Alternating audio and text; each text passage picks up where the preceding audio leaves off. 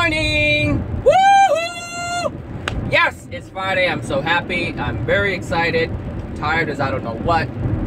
I have been burning the candle at both ends of the stick, and I am ready to just get some rest. All right, so good morning to everyone out there. Good morning, Jamila, Kelly, Elisa. Good morning, Alicia. Good morning. Did I say Jamila? I'm not sure if I said Jamila. If I didn't, good morning, Jamila. Beth, good morning. Vicky, Victoria. I've never mentioned Victoria's name. But one day she said, I listen to your videos. I listen to your videos. I was like, really? She goes, yeah, you drive fast. So, hey, good morning to you. So today, well, I was chatting. Let's see how we doing this. I was chatting with someone yesterday, and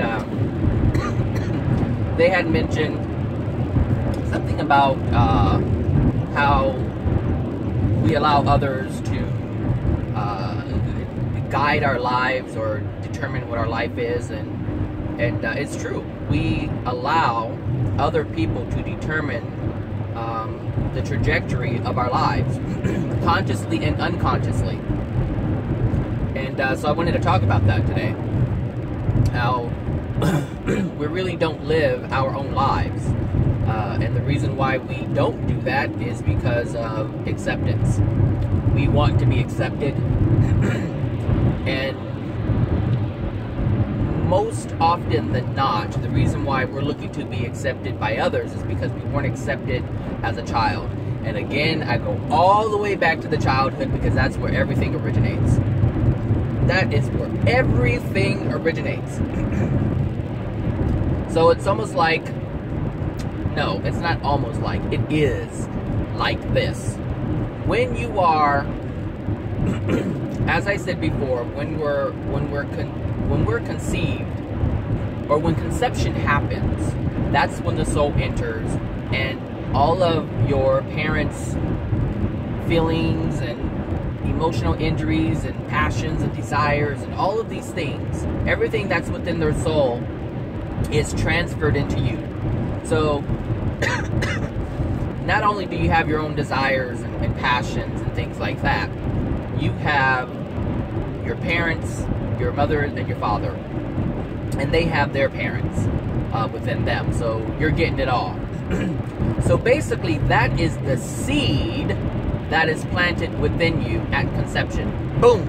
It's all there. And all the emotions that your mother and father are feeling during the whole term of pregnancy. So if your mother is, abused during this pregnancy, then you're going to take on that feeling that she's experiencing. And at the same time, you're also taking on the anger and rage that your father is projecting at your mother. So you're taking all of this in.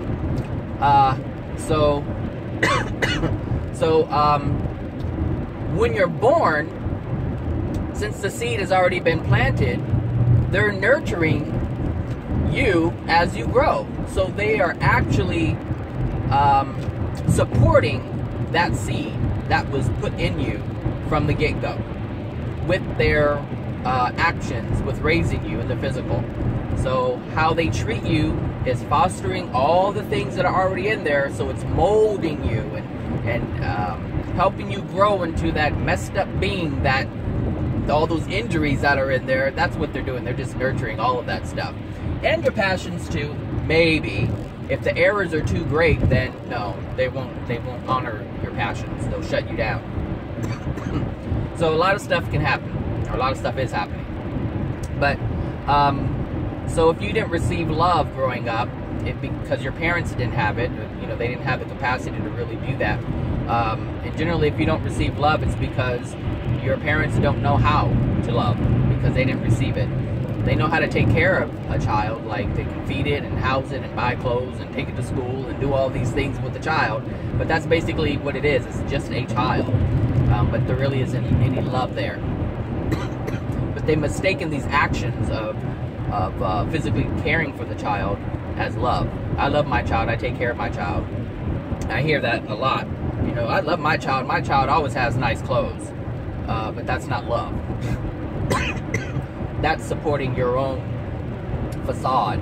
Like, the reason why someone dresses their children up all the time in the best clothes is because of how other people are going to perceive them as a parent. So it's really not about the child. And so the child understands and knows. As children, we know if we're receiving love from our parents or not.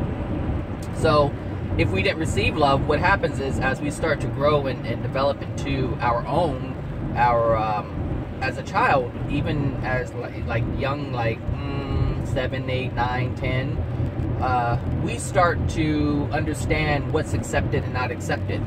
So if you do something different than the group, then you stop doing what you're doing and you start doing what the group is doing. And so you're abandoning who you are in exchange for acceptance.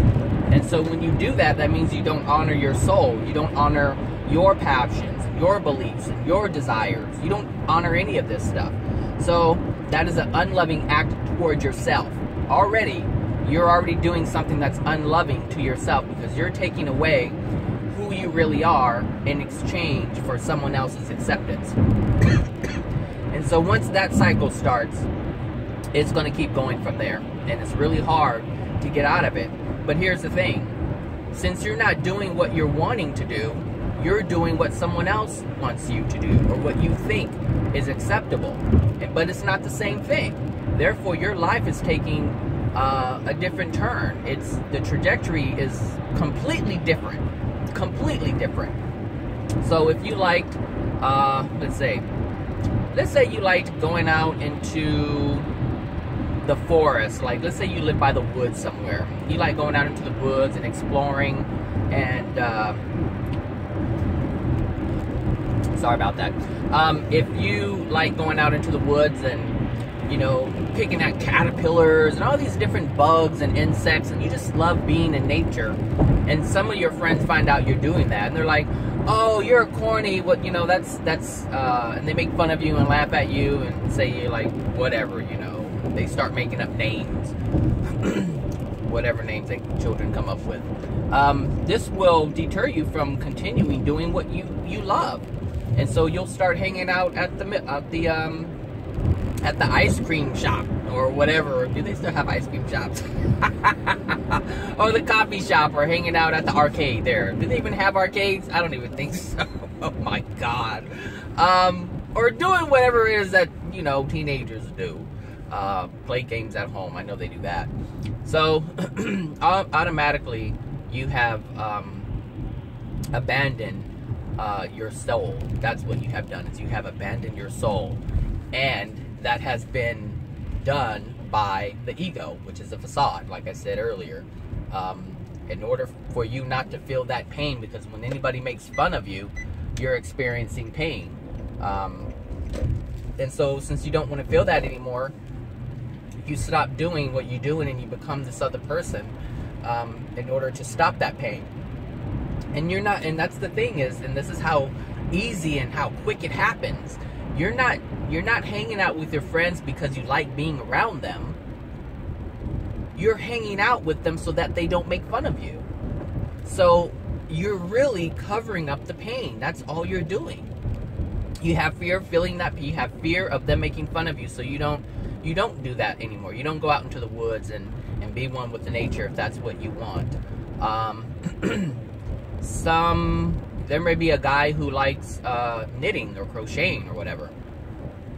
And if that's something that you have a passion for or a desire for, then that's what you like doing. But if someone finds out that you're doing that and you're a guy, then you may abandon that, and you're like, I'm not doing that anymore because, you know, they're going to make fun of me, they're going to call me sissy, or they're going to call me, you know, whatever they call you. Again, you're abandoning your soul, because your soul is the one that has the desire, because your soul is a container of all your passions and desires. All of that is in there. And so when you're doing that, you're honoring your soul. And when you're not, you're dishonoring your soul. Which means that you're preventing your soul, you're preventing yourself from exploring and doing the things that you came here to do. And these things bring joy. They bring happiness because you're living in your truth. But as soon as you decide that you're not going to live in your truth and you're going to live in someone else's truth, you've already changed your life. Completely changed your life. I mean completely. Because now you're just there and you're not really truly living in joy. Like, yeah, you may like being around your friends, but do you find true joy in it? It's not the same thing. Not the same thing at all. But after a while, you start to, if that's all you have, then you start to enjoy doing that. But at the same time, you're suppressing something that is within you, and you're not allowing that to be expressed. And so when you don't allow your soul to be expressed, you get angry. You get angry. And then after the anger, you get depressed. And that's, you know, this is the cycle. And this is with every single thing that you shut out of your life that you have a desire for. And so sometimes, like I said, this can happen consciously or unconsciously. So if you are unconscious of this and it just happens and you're just making these decisions, that's how it's happening. And sometimes you can say, you can purposely say, you know, oh, I'm not going to do that because I don't want to be made fun of. And sometimes it just naturally happens and you don't even realize that you even made the decision. So consciously or unconsciously, we are all subjected to what other people think we should be doing, or what we think other people think we should be doing. A lot of fumes out there. That truck is fuming. Look at all that smoke. It must be a transformer. It must be smoke screen. It's smoke screen. Oh my gosh, that's smoke ridiculous. Okay, so yeah, I don't know what else I can say about that, other than be mindful of the things you want to do. And sometimes when you decide to, that truck needs to pull over and be towed somewhere. That is ridiculous. Sometimes in our lives when we, oh my God, can you see all that smoke? That big old plume of smoke. That is crazy. It's ridiculous. That is so ridiculous. You don't see it now, but as soon as he smashes on that gas, you're gonna see it. Watch this. This is too much. Oh, there's smoke coming from this. Maybe not. Where'd the smoke go? Because it was coming out a lot before. Oh, there it goes. It's starting up again. Oh, look. See? Smoke screen! So, at some point in our lives, some people do realize this, and they try to change. Or what they feel is, you know, I haven't been honoring myself, and you know, I want to do this because I used to do it and it used to make me happy. And oh, so hopefully I'll remember to come back to this. So I was talking to someone about someone else, and they were explaining someone else's situation to me, and they had their parents had forced them to go to school and become this thing, right? They had a major, and it was a very I think it was physics. The parent forced them to get a degree in physics, and I think it was mastered or something. And the other kids ended up being doctors and stuff. But the guy's passion wasn't physics; it was sports. That's what it was. I think it was basketball or something. That's where the passion was ever since he was a little boy. And basically, the mother said, "This is what I want you to do." And so his free will to follow his desires and you know, to explore his passions were shut down. And this is what I'm talking about. Like, this is what parents do, and you know, because in their mind, what they want is to have a perfect child, but it's their version of perfect. And for whatever reasons. So, the mother was very aggressive, like, and, you know, there are people like this where the mother is aggressive and the father is very submissive. And so, you know, the father takes a back seat because the mother is so, you know, all just in control. But that comes from her childhood. So she has control issues, especially with men. So she has to control men and even her boys. And she's not seen it like that. But she doesn't know that this is why she's doing it. In her mind, she's justifying that, oh, my boys are going to be successful. I don't want them to suffer. Now, that's a justification for the control that she's having over her children. So it's not the same thing, but she's telling herself this in order to make it okay. Because if she acknowledges that she has control issues, you know, with men, or she has to control them in order to feel safe, then, or, yeah, in order to feel safe. What are these people doing? Then she would have to acknowledge that she is actually harming her son. And so what she does, so she doesn't acknowledge this, is so she doesn't feel the pain of taking away her child's free will. She'll say she's doing it for the best, you know, in their best interest, so that they're successful, so that they don't struggle and do all this stuff. So what happens is, you know, when we're suppressed for so long, when our desires are taken away from us and we're not able to live out our lives the way we feel we want to within our soul, later on we decide, you know, I want to do this because I've always wanted to do it. And so when we do that, it can feel, if we have been living someone else's life, right, or living our lives by someone else's will or what we think is accepted, then it's going to feel like we're abandoning the people that we have been satisfying this entire time. And they've gotten used to it. They've gotten used to you doing exactly what they've been doing. So when you deviate from that, it's going to feel like you're pulling away. It's going to feel like you're changing. And indeed, you are changing. And that's the whole point. But in a way, they've been conditioned through and you have to understand that this is done through your free will. Like, you made the choice. We all make the choice to abandon ourselves and live in alignment with someone else. So they've already been conditioned to have experiences like this throughout, you know, your lives, and so when you pull away, it's going to feel like you're abandoning them. So they're going to feel abandoned. And this is the thing, anytime you live a lie, or anytime you live outside of truth, anytime you live the untruth, it's going to cause pain for you and somebody else, because you're not giving them the truth to begin with. And then when you decide to live in truth, they're going to feel the pain of that. So it's you know, it just keeps going.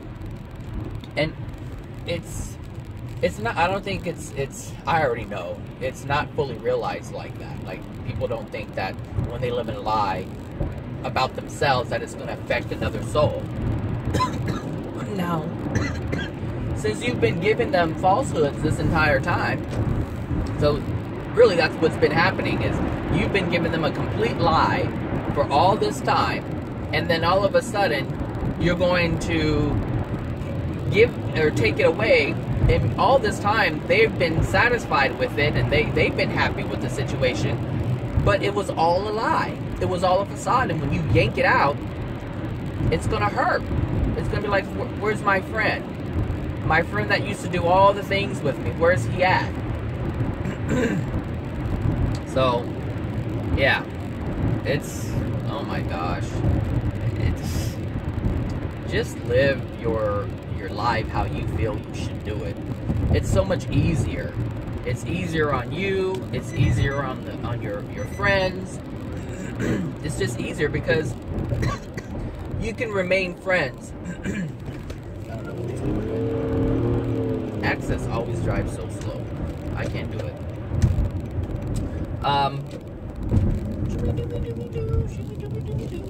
I am so early today. I'm so early, I think I can go somewhere. So, what was I saying? Oh, okay. So, when you, let's say, you know, you're growing up and you grew up with, you know, your little neighborhood friend or your friend at school, and you lived out your desires and your passions, and that's what you did. Then they would know you to like that, whatever it is that you're doing. They would know that, they would know you as that person who likes to do X, Y, Z. And they wouldn't have any issue with it because that's who you are.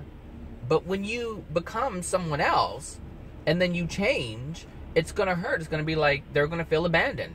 And so your lie isn't just hurting your own soul, but it's hurting your friend. So if you live in truth, then you don't have to worry about that. Because whoever your friends are going to be at the time, that's who they're going to be at the time. And so things won't change. You don't have to change because you've been living in truth this entire time. That's it. You've been living in truth. So there's nothing for you to change when you live in truth. There's only something for you to change when you're living in the untruth. Or living in untruth. That's how it works. That's how it works. So if you stay true to yourself, that means you're staying true to everybody else. You don't have to change.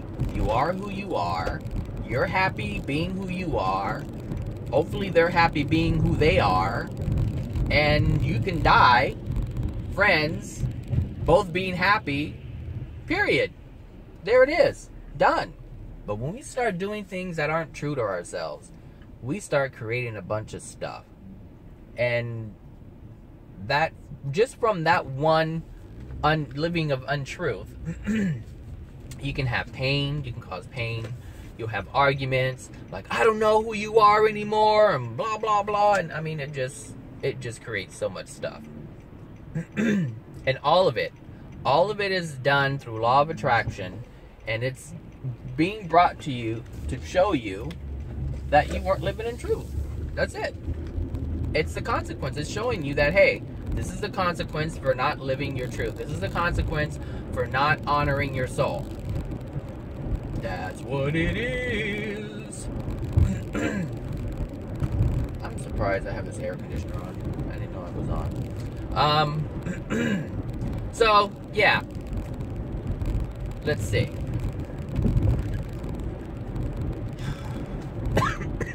So, keep control of your life's trajectory by living in truth. Do whatever you want to do that makes you happy. It doesn't matter what it is. You're not going to be able to please anyone, but you're not here to please anyone. But when you live in your truth, you're only going to please the ones that are in alignment with you.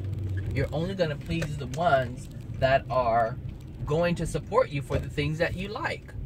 So, you may not have the same friends. You may have different friends, but at least you know that they are supporting you in the things that you enjoy and the things that you love. So, when you